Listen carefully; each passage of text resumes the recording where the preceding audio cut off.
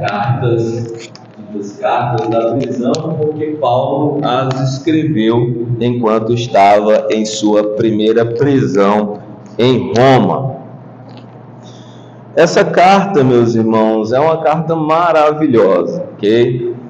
A cidade de Éfeso, e aqui eu vou falar um pouco sobre a cidade de Éfeso é uma cidade também na província da Ásia, um local onde você poderia se situar em Éfeso seria como se fosse hoje a atual Turquia, ok? A atual Turquia seria mais ou menos ali o local de Éfeso, tá certo? Então era uma cidade da província da Ásia e uma cidade com muito movimento, uma cidade mercantilista, uma cidade cosmopolita, onde haviam festas, havia também muitos deuses pagãos a se adorar, havia também um movimento de pessoas, uma inter-relação cultural, ou seja, muitas pessoas faziam comércio e tinha a variação linguística, a variação também religiosa e cultural. Então, meus irmãos, hoje nós vamos fazer como se fosse uma introdução à carta, ok? Então nós vamos abordar apenas o versículo 1. Então peço aos irmãos que abram suas Bíblias para Efésios, capítulo 1, e nós leremos somente o verso 1. Efésios, capítulo 1, verso 1.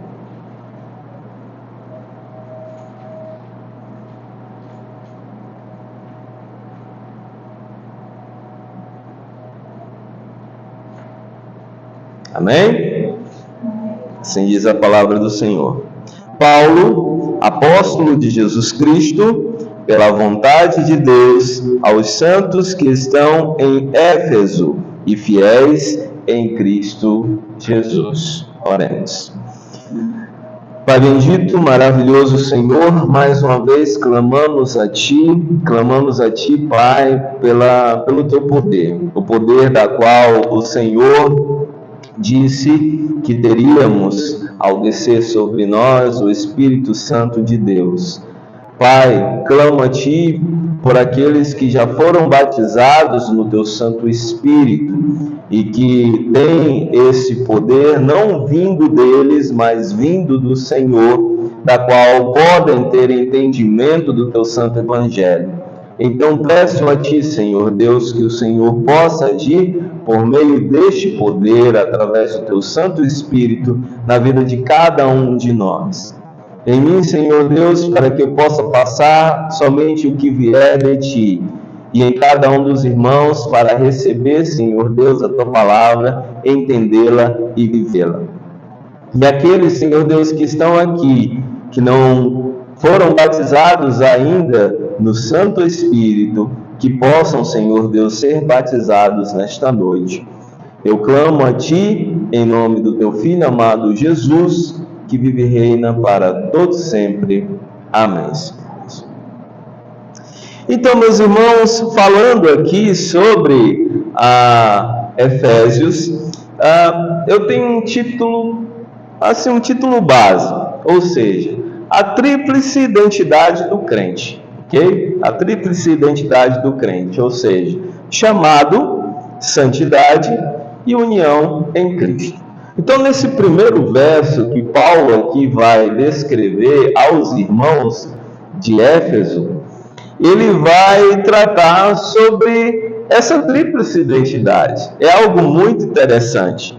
Então, nós vemos que Paulo ele se apresenta como apóstolo e como apóstolo dentro dessa identidade, dentro desse conceito primal do que é, o que te faz cristão, ou o que te faz ser cristão, ou ter alguma autoridade como cristão. Alguns no mundo às vezes apontam para nós e dizem assim: com que autoridade você está pregando, né? Com que autoridade você diz arrependei-vos? Eu te vi mesmo, ontem mesmo pecando, ontem mesmo eu vi tu gritando com a tua mãe, ou você batendo no seu pai, Eita, coisa feia para se fazer, né? Ou você roubando, ou você deixando de pagar alguma coisa, ou você discutindo com o seu marido, ou você batendo nos seus filhos, ou algo mais. O que te traz a essa autoridade de falar arrependei-vos? Por que você mesmo não se arrepende? O crente, ele vive em arrependimento. Okay? Nós vivemos em arrependimento e devemos viver como tal. Não que nós deixaremos de pecar porque somos cristãos, mas nós temos um entendimento real que o pecado traz a morte, traz miserabilidade à vida, traz o mal, que o pecado é ruim, e esse entendimento, ele é dado por meio de Cristo em nossas vidas. E essa autoridade com a qual nós pregamos o Evangelho, não é a autoridade que vem de nós, porque nós não temos moral nenhuma para pregar. Eu, na minha carne, não tenho moral para pregar, e nenhum de vocês tem moral para pregar, porque todos somos pecadores. Nós pregamos porque é uma ordem de Cristo. Nós estamos obedecendo a ordem de Cristo. Paulo também se dizia pecador, e ele falava, das quais eu sou o maior, o principal. Então ele também se mostrava como pecador. Então qual era a moral de Paulo para se mostrar um preletor do Evangelho, ou um apóstolo, alguém que vai trazer o Evangelho para os irmãos? Está exatamente descrito na primeira parte do verso 1, se vocês puderem olhar aí, pela vontade de Deus. Ok? Apóstolo de Cristo Jesus pela vontade de Deus. Ou seja, se não fosse a vontade de Deus em nossas vidas, nós não estaríamos aqui. Se não fosse a vontade de Deus em nossas vidas, nós não seríamos cristãos. Se não fosse a vontade de Deus em nossas vidas, nós não buscaríamos a santidade. Tudo que fazemos, tudo que somos e tudo aquilo a quem pertencemos ou a qual pertencemos é pela vontade de Deus, não a nossa. Porque assim como fala Jeremias 9, o coração do homem é desesperadamente corrupto. Então nós somos como trapo de imundícia. Assim como a própria carta aos Efésios vai falar lá no capítulo 2, que o homem, ele quando está no mundo, ele é cegado pelas hostes espirituais e pelo seu próprio pecado. Ele está como um véu nos olhos e não consegue enxergar a graça de Deus. Não consegue enxergar a luz, porque ele vive nas trevas. Então, pela vontade de Deus, Paulo, apóstolo de Jesus Cristo. Meus irmãos, essa carta aos Efésios é um manual maravilhoso para a nossa vida cristã. Se os irmãos puderem se debruçar sobre ela, os irmãos verão que ela vai tratar sobre a nossa identidade, o chamado soberano verdadeiro e a nossa identidade dual, a nossa união com Cristo. Então, meus irmãos, o primeiro ponto, como eu falei, trarei 3 verdades sobre isso. O primeiro ponto é a autoridade do mensageiro, ou seja, o chamado soberano. Todos nós somos chamados e temos essa autoridade, ok? Ide por todo mundo e fazei discípulos. Então, ali, Cristo está dando não só aos apóstolos, como a todos nós, a autoridade para pregar o Evangelho, para falar sobre ele. Então, Paulo, quando ele declara a autoridade dele, ele não vai declarar, eu sou apóstolo porque me fiz apóstolo, porque sou muito inteligente. Não. apóstolo de Jesus Cristo, não pela minha vontade, mas pela vontade de Deus. Ok? Então, essa expressão, meus irmãos, é uma declaração exatamente da origem da autoridade. A origem da autoridade não se encontra em Paulo. A origem da autoridade se encontra em Deus. Ele é apenas um enviado, é apenas um mensageiro, é apenas um vaso usado por Deus para pregar o Evangelho. Mas a autoridade está naquele que manipula o vaso, naquele que enche o vaso para tal. Ok? Então, essa autoridade é uma ideia de como Cristo nos comissionou, como Cristo nos levantou para sermos usados para a glória dele. E não só a Paulo, Cristo, ele usa a cada um de nós, sendo crente, claro, sendo cristão, claro, para honra e glória dele. Nós devemos viver como tal e devemos exaltar a Deus através das nossas vidas, em adoração a Ele, transmitir a vontade de Deus, transmitir a santa doutrina, fazer a vontade de Deus por meio das nossas ações e permanecer com um firme fundamento da igreja, na qual cabeça é Cristo. Pronto. Okay? Somos chamados a isso. E se somos chamados a isso, o ponto crucial que nós devemos entender é pela vontade de Deus. Esse é o ponto crucial dessa primeira parte aqui. Então, pela vontade de Deus, ou seja,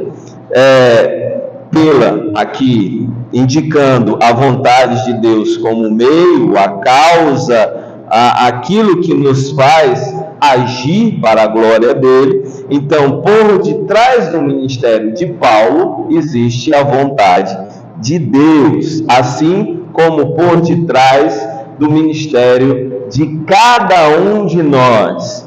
Não é só o pastor que tem ministério, somos todos nós. Amém?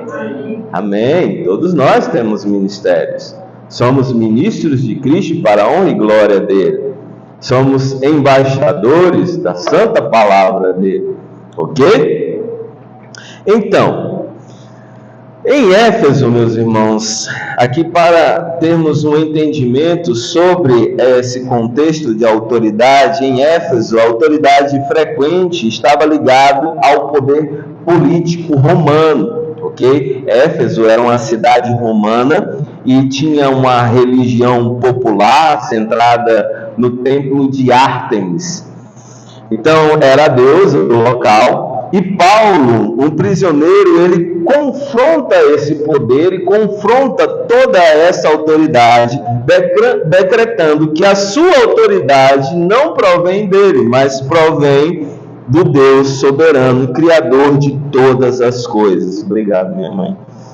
Essa declaração era essencial para os efésios. Mas por que era essencial? Porque elas deviam estar pautadas na vontade de Deus, a vontade deles. Não na vontade das hierarquias políticas, não na vontade dos senhores escravistas, mas na vontade de Deus. Então, quando Paulo vai escrever exatamente a carta, ele já começa no verso 1 trazendo um tratado teológico massivo. Isso é muito interessante. O Criador de todas as coisas, o Deus maravilhoso, o dono de todo o poder, me fez homem com autoridade para pregar o Evangelho. Porém, eu não sou comissionado pelo meu intelecto, ou pela minha vontade emocional, ou por qualquer outra coisa. Eu sou comissionado pelo poder de Deus. Meus irmãos, a vocação do crente, a vocação de cada um de nós aqui, é o que eu quero tratar, né, em relação ao termo ser chamado. Você foi chamado com uma vocação, e essa vocação é um chamado genuíno de Deus para a honra e glória dele. Então, seja um ministro apostólico, como Paulo foi, seja pastoral, como eu sou, ou o pastor Paulo, ou o pastor Raimundo, seja como um cristão professor que atua na área pedagógica com as crianças na salinha ou em qualquer outras salas, seja como qualquer outro cristão que atua na igreja de diversas formas. Você foi chamado com um ministério, uma vocação para obedecer a Deus. E essa vocação divina é um ato soberano de Deus sobre a sua vida. Então existe o quê? Dentro desse conceito de quem prega a mensagem, de quem vai falar a mensagem, daquele que foi usado para trazer a mensagem, a legitimidade da mensagem. Então aquele que foi trazido para falar da mensagem, ele não vai falar qualquer coisa, ou vai? Não. Ele vai trazer a mensagem do verdadeiro Deus, ele vai trazer a vontade de Deus no sentido do falar, ele vai trazer a revelação de Deus, mas não a revelação da sua mente, a revelação bíblica, a vontade de Deus que já foi escrita e já foi decretada. Ok? Então ele vai mostrar isso aí. E essa autoridade é de Deus, tá certo? Então, como é que nós temos tantas igrejas que vogam autoridade aos líderes? No sentido do líder dizer, eu te revelo isso, de acordo com a minha vontade. Ou você vai fazer dessa forma, de acordo com a minha vontade. O líder é apenas um mensageiro. E para tal, o que há escrito na Bíblia é a vontade de Deus. E o líder deve estar pautado nisso, ok? Pautado na vontade de Deus. E ter confiança nela. Não confiança em seus pressupostos. Não confiança em sua mente. Mas na vontade de Deus. Nunca em sua opinião. Mas a vontade de Deus. Ok? Então a legitimidade da mensagem está em Deus. Amém? Existe também a motivação no serviço. E essa motivação no serviço seria que esse serviço, o nosso serviço a Deus, não é para mérito nosso, ou por mérito nosso, ou por ambição, ou por autossuficiência. Nunca. O serviço que fazemos a Deus é em resposta ao chamado divino. Então, se você foi chamado, você irá servir. Certo? E isso nos liberta da pressão de provar algum valor às pessoas. Ok? Certo?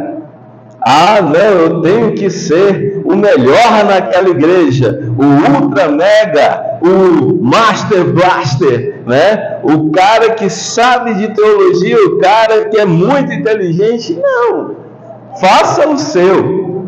Faça o seu chamado segundo a sua vocação. Se Deus lhe chamar para mais, evolua como tal. Mas, porém, se aquilo for a sua vocação, se apenas cantar for a sua vocação, permaneça nela, evolua nela, ok? Não tente apresentar algo que você não é, tá certo? Não tente ser aquilo que você não é. Os irmãos da igreja não queriam ser apóstolos, e nem Paulo poderia voltar a ser o irmão da igreja. Por quê? Porque Paulo foi comissionado a ser apóstolo. E os irmãos foram comissionados a agir em igreja e serem chamados para aquilo. Ok? Então, se você foi chamado para tal fato, ou para tal exercício na igreja, tente melhorar primeiro na área da qual você foi chamado. para poder pular para outras.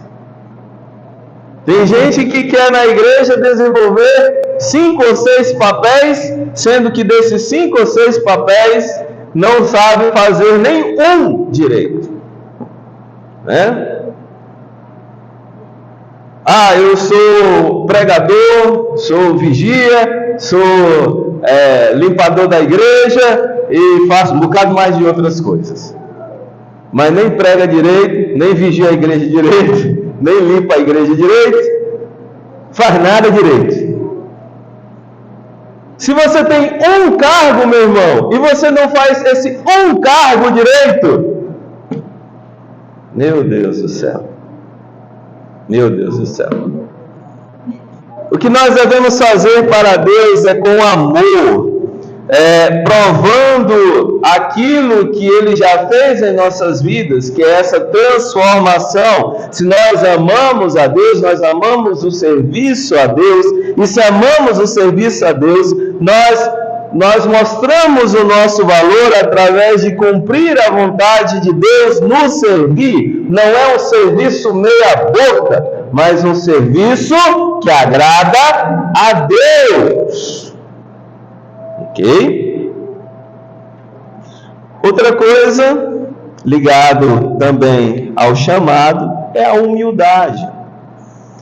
Reconhecer que qualquer dom, ou ministério, ou autoridade, é pela vontade de Deus.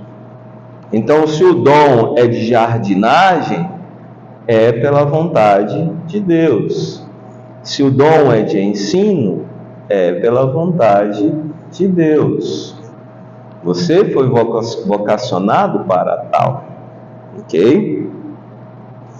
Então, somos mordomos.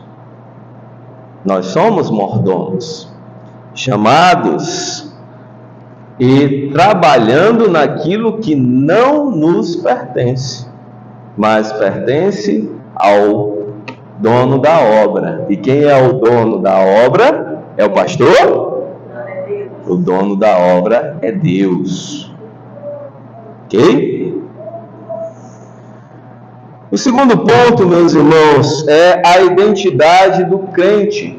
Então ele foi chamado, certo, para desempenhar um papel. E quando ele é chamado para desempenhar um papel, quando Paulo vai falar que, olha, eu sou apóstolo de Jesus Cristo pela vontade de Deus, e ele vai falar a qual identidade os crentes devem ser chamados. Veja aí na segunda parte do verso, aos santos e fiéis. Eita! Aos santos e fiéis. A identidade do crente é ser santo e fiel. Aí entra um problema, né? Porque geralmente nós somos infiéis. Mas a nossa identidade deve ser essa, de buscar a fidelidade.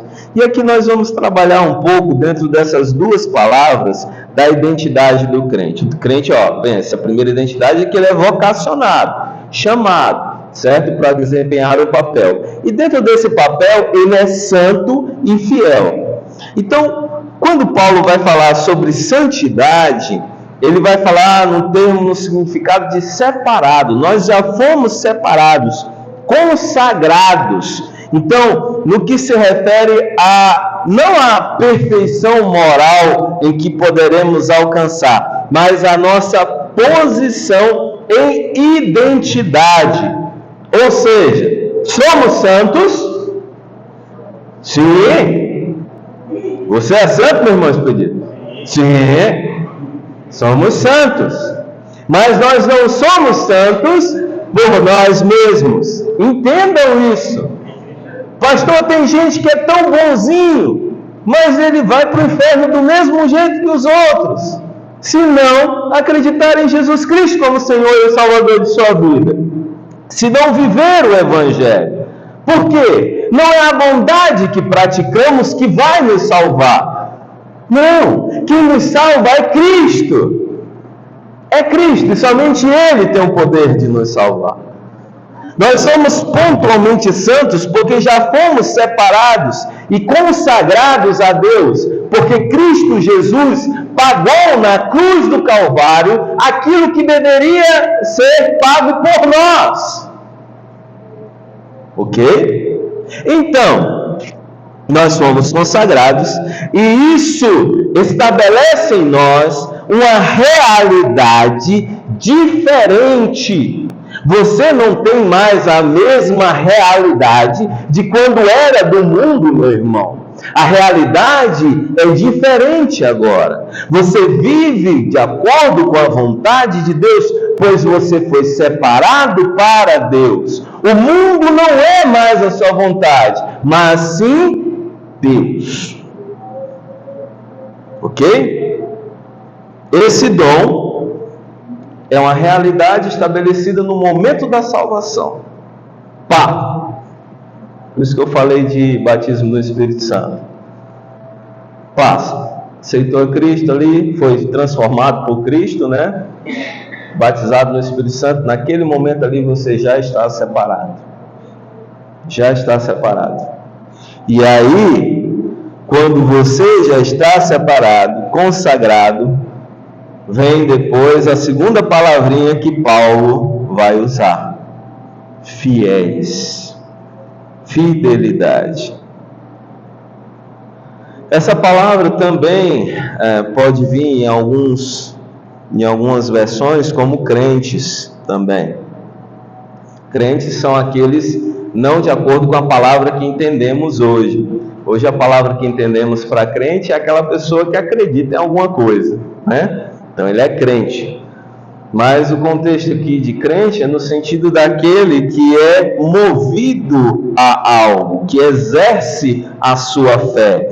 Então, quando nós somos chamados de fiéis, nós somos chamados também de algo que está relacionado aqui ao original, que é muito interessante, como dignos de confiança. Olha só. Você é chamado para ser digno da confiança de Deus. Muito interessante isso. Então, aqueles que demonstram fidelidade, eles apontam para a real prática da vida cristã. E qual é a real prática da vida cristã? Perseverança na fé. Ok? Perseverança na fé. O cristão tem momentos de altos e baixos? Tem, mas ele persevera na fé.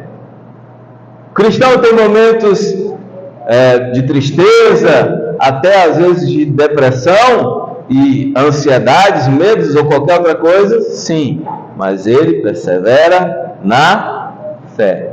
Não porque a força está nele, mas porque ele foi vocacionado por Deus, Cristo.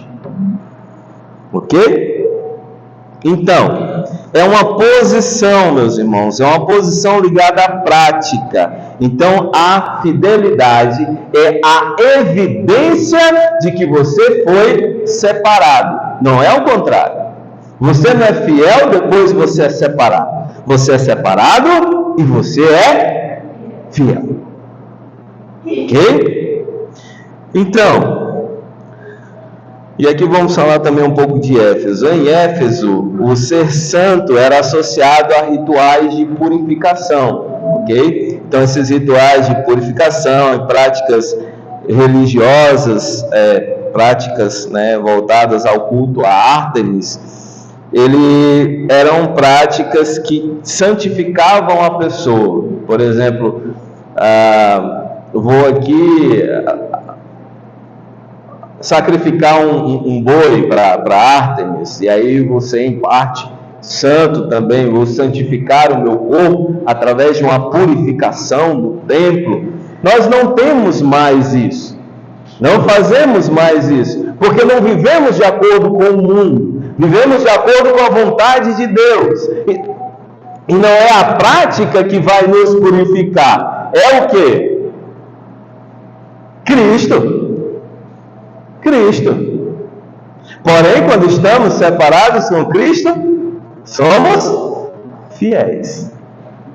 Ok?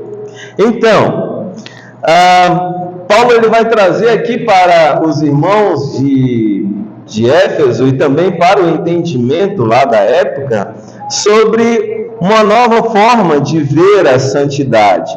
E a santidade ela não é alcançada por rituais, por misticismo. Não é por eu fazer determinadas coisas que eu vou alcançar a santidade. Não por idolatria ou qualquer outra coisa, mas a fidelidade é um dom dado por Cristo, que significa um compromisso inabalável, um compromisso verdadeiro com o Evangelho, um compromisso em contraste, em contrariedade à infidelidade do mundo, ok? Então esse compromisso é inabalável. E aí eu pergunto para vocês, meus irmãos, o nosso compromisso com Deus, com a igreja do Senhor, com o serviço, é inabalável? Deve ser. Mas olha para a sua mente, está sendo? Ou está sendo abalado por problemas no casamento? Está sendo abalado por trabalho? Está sendo abalado pelas dívidas? Está sendo abalado pelo pai ou pela mãe que está doente? O seu serviço está sendo abalado por decepções ou por qualquer outra coisa? Ele é inabalável. Pelo tempo, né? Muitos dizem que não tem tempo. Eu não tenho tempo para o serviço. Não está sendo inabalável. Ok? Então, meus irmãos, o compromisso inabalável com o Evangelho é real na vida daquele que foi transformado, daquele que foi separado e que agora é fiel. Então, essa santificação que é posicional, ela também é progressiva, através de uma vida de fidelidade. Então, como é que o crente deve viver? Viver a posição referente à posição da qual ele está, né? Qual é a sua posição? De santo? Então se porte como santo. O crente deve viver de acordo com a nova identidade, rejeitar o pecado, buscar a pureza, buscar a conduta de refletir a sua consagração. Você foi consagrado. Não pode não ter tempo, meu irmão. Não pode. Perseverança na prática. A fidelidade está ligado também a um chamado à perseverança, ou seja, não é as dificuldades que vão fazer eu deixar de servir. Não é o tanto que eu choro que vai fazer eu deixar de servir. Porque nos tempos de provação e de tentação, a fé genuína se manifesta. E as obras de fidelidade também. Vamos para Tiago 2,17? Vamos ver aí o que vai falar lá. Tiago 2,17.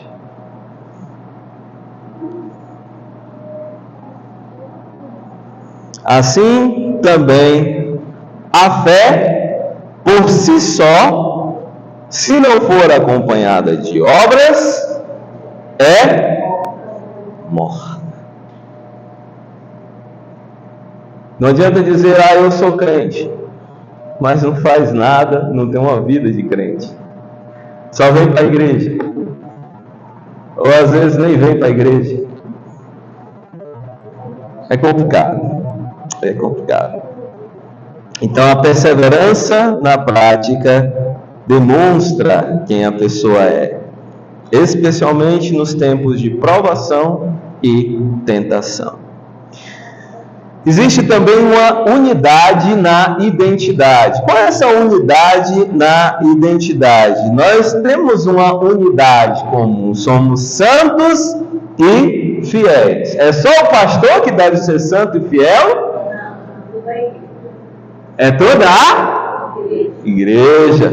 Então foi só o pastor que foi chamado para pregar o evangelho?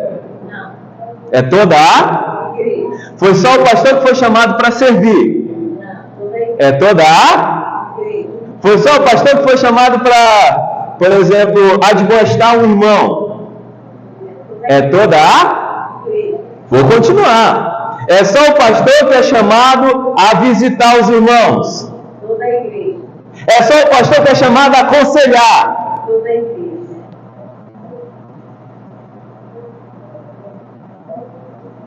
Se a gente vê um irmão padecendo, se a gente vê uma dificuldade, se a gente vê alguém que está em pecado, e o nosso papel de aconselhar, a gente fica o quê? Mudo, calado.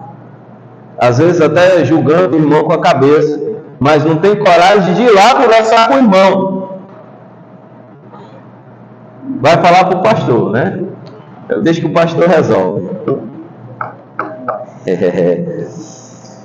Então, meus irmãos, somos todos santos e fiéis, devemos promover a unidade da igreja. Somos chamados não a divisões sociais, divisões étnicas, ou divisões econômicas, ou divisões por idade, certo? Somos todos igualmente santos, chamados à fidelidade.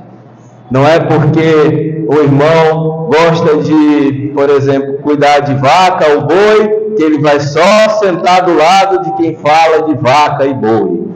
Não, ele vai sentar do lado do irmãozinho também que fala de boi, né, irmã Damiana? Ele vai sentar do lado do irmãozinho que fala de cabelo, né? Sentar do lado do irmão que fala sobre administração escolar, né, meu irmão? Então, sentar do lado de todos. E se interessar pela conversa, né? Se interessar pela conversa. Então, todos somos um em Cristo. Tá certo, meus irmãos? Terceiro ponto, a esfera da vida, né? Então, a esfera da vida é outra demonstração, outra identidade do crente. Qual seria essa esfera da vida? É na qual estamos. Quando você não é cristão, você está dentro de uma esfera gigantesca aqui.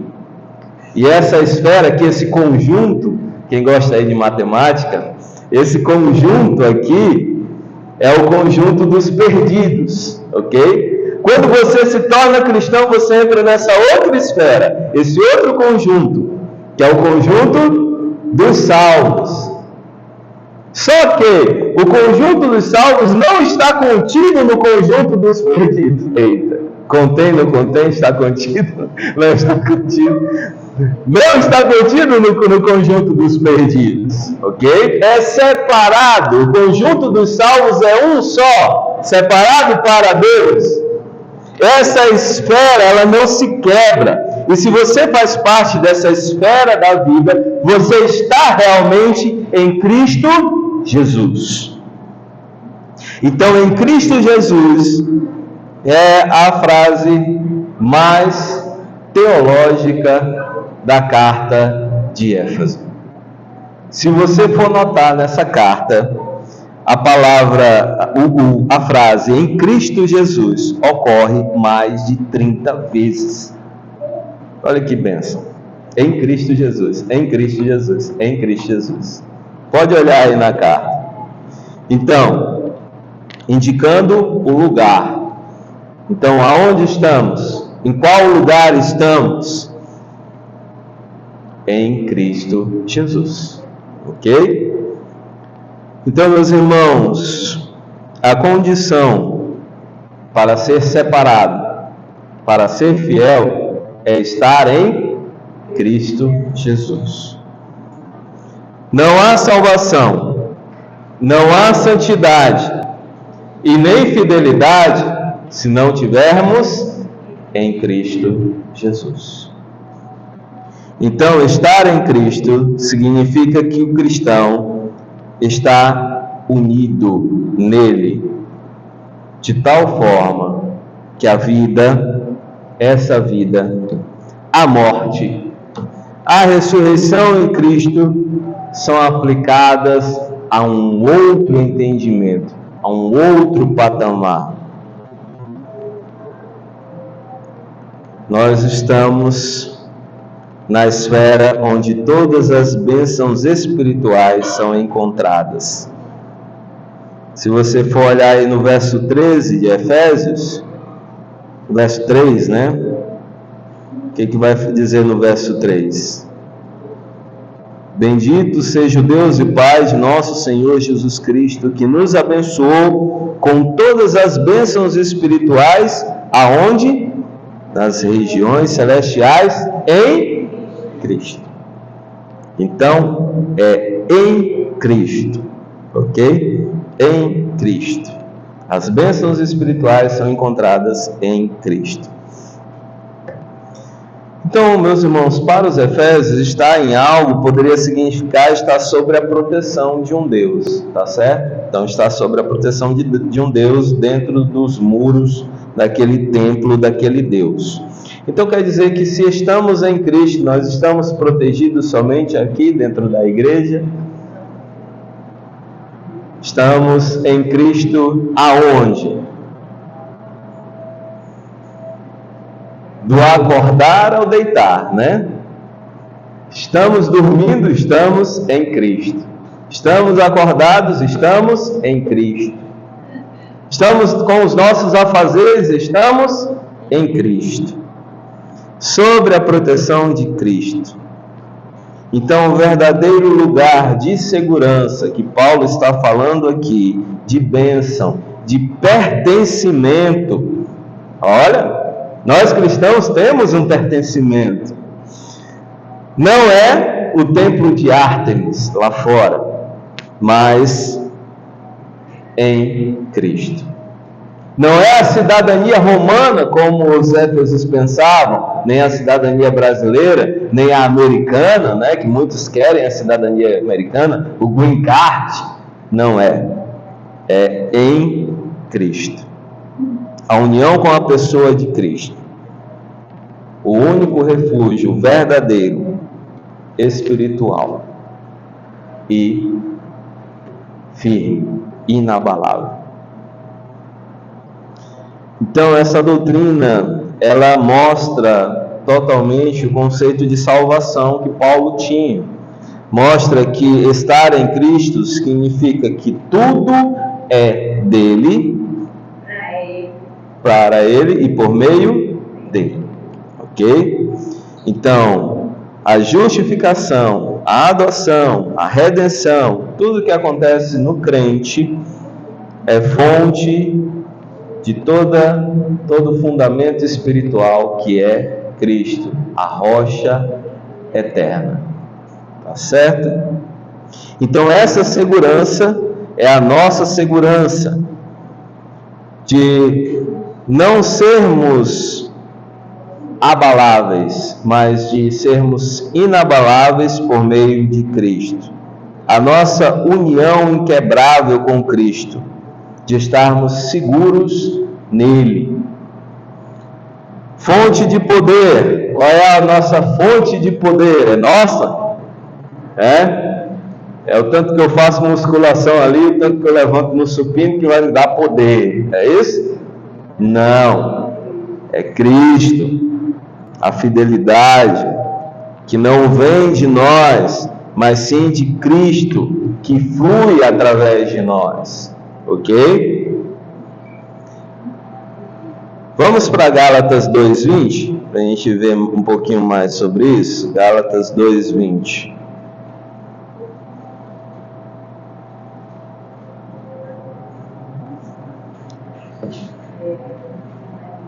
Esse aqui muitos devem saber decorado, né?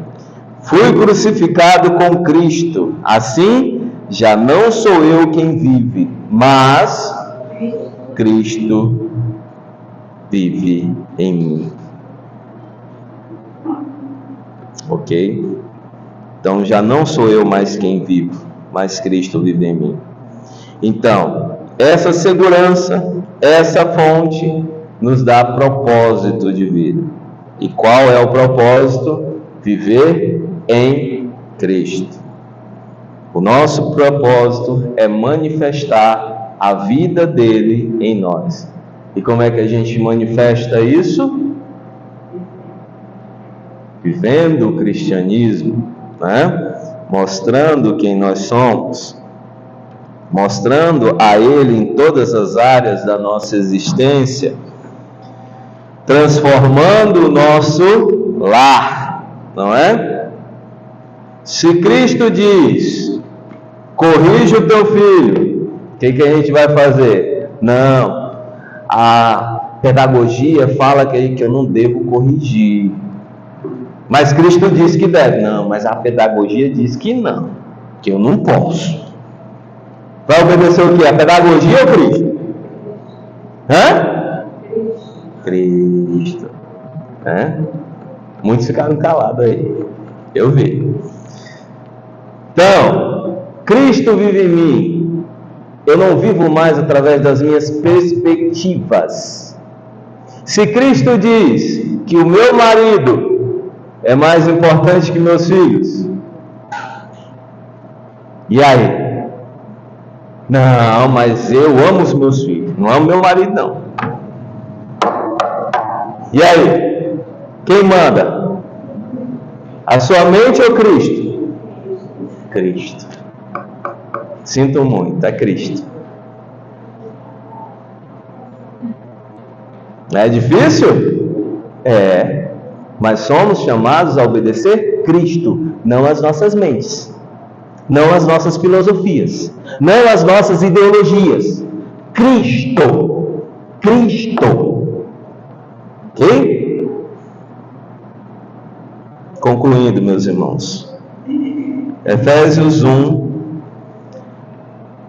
mostra que nós somos um reflexo, né? O espelho que reflete a glória do Evangelho, né? Então ele nos ensina que a autoridade ela é divina, ok? Então o Evangelho é a palavra de Deus entregue por um chamado soberano a todo crente.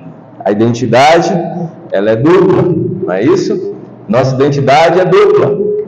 Nós somos santos e, se for fiel sem ser santo, não serve para nada. Se for santo sem ser fiel, também não serve para nada. Então a nossa identidade é dupla: santo e fiel. Ok? E estamos na esfera que é a esfera de Cristo. Nossa vida, nossa segurança, nossa esperança é totalmente contida na união vital. E essa união é em Cristo. Pronto. Saiam com esse pensamento em Cristo, que já vai ser bom demais.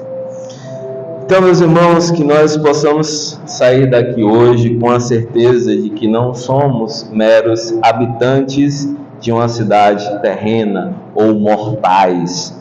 Nós somos santos, fiéis em Cristo, chamados sob a autoridade divina para a fidelidade. E essa resposta, ela é visível dentro da nossa santidade, a qual nos foi conferida não por nós, mas por Cristo. Por Ele, para Ele e por meio dele. Que Deus nos abençoe e que essa palavra fique em nossos corações. Amém?